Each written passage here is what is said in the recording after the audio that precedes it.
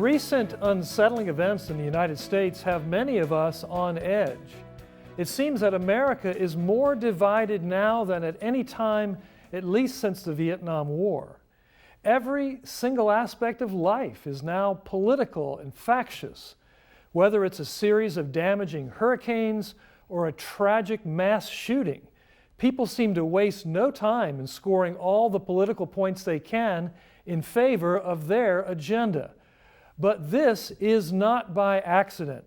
Indeed, the politicizing of every part of life and the dividing of America is itself part of a leftist political agenda.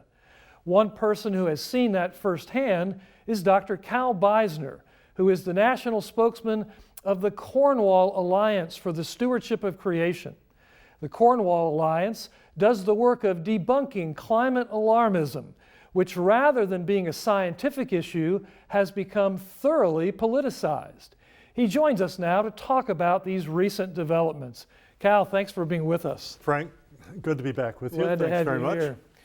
It seems to me that the question of climate change ought to be largely a scientific issue, but in our day, it seems increasingly political. How do you see that? Yeah, well, there are a lot of very fascinating scientific things to look into about climate change, and so there is a lot of science that needs to be done.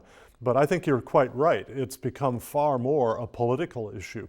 People have taken a bit of a misunderstanding of climate science and turned that into a rationale for all sorts of policies that expand government control over individual people's lives. Give us a specific example of that. Why would someone benefit from politicizing something like climate science?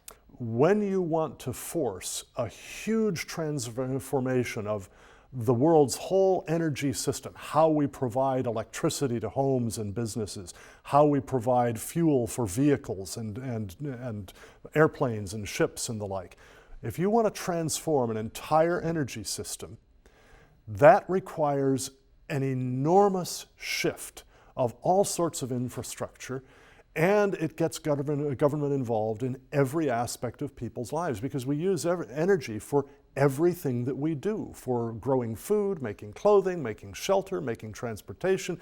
Your iPhone uses energy. Energy is part of everything that we do. So if you have a fundamental philosophy of government that says the government should be running our lives. We're better off if things are centrally planned, centrally controlled. Boy, climate change is your dream come true because it's your excuse for all of that. Yeah. When government regulates, it almost always over-regulates, and with that comes a massive bureaucracy. So it's about power and control. What else? What else is it? Do you see from a political standpoint? The heads of the largest environmental advocacy organizations in the world tend generally to agree that optimal human population would be about 500 million people, perhaps only 300 million people in the entire world, which means that we need to get rid of something around about 95 to 97% of us. Well, this is a demand for population control in a very, very powerful way that would just reach into every aspect of our lives.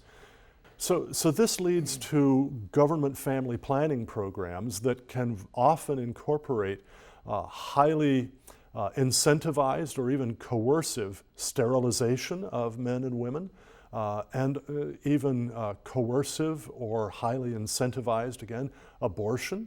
And this again is another reaching of government into people's lives. If you have a fundamental philosophy that says government is your God, a Hegelian Marxist understanding of the state, this again is part of your dream come true. Help us understand how, in this particular case, we're talking about climate change and using that as a springboard to greater government control, greater regulation, insertion into the family, all these things. Yes. Explain how that, though, is part of a larger political agenda, not just climate. Oh, sure. Yeah, the agenda is to increase government control over people's lives because you have a fundamentally statist philosophy.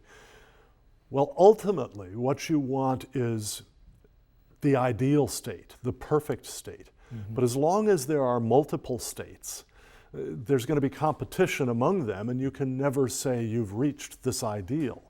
So, Karl Marx and Friedrich Engels had this notion that over time, the states, individual states would wither away, and they would be replaced by a communist society all over the world. So when you look a little deeper, you see that whether it's climate change or whether it's government spending or whether it's education, you see the fingers of a kind of a Marxist socialist agenda trying to reassert themselves in new ways. The economic Marxism has failed everywhere it's been tried. And their argument is what? That it didn't work because these institutions are preventing it from working, such as what? Family, marriage? Sure, family, marriage, church, independent businesses. Many of the intellectual leaders of the Marxist movement around the world realized we're not going to be able to promote our philosophy of the state on the basis of claiming we're going to bring you up out of poverty. They hitched their wagon to the growing green movement, the environmentalist movement, because they said, all right, look, capitalism may produce more wealth than communism does, but the problem is that it destroys the environment while it's at it. Businesses don't care if they harm the environment. And so government needs to take over directing businesses in order to protect the environment. Cal, thanks for being with us. It's a pleasure. Well, it's my pleasure too, Frank. Thanks very much for having me back. Thanks.